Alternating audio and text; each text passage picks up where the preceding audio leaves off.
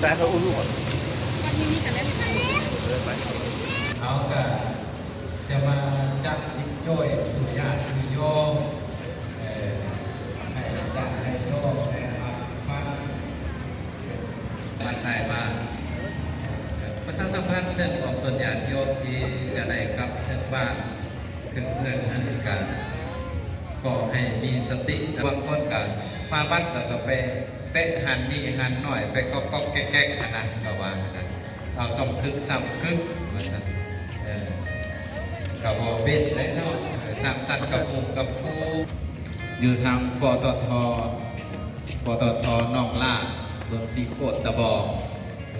เขาประกาศ5ญาติพี่น้องผู้ที่เสียชีวิตยอมก่อนให้ใจการแต่งมาให้สะดวกสบายจากพระสงฆ์ประกอบชื่อเพื่อให้อยากให้โยมมีมาสร้างหลักนะครับรูปโบราณต้นโชว์พระพุทธเจ้า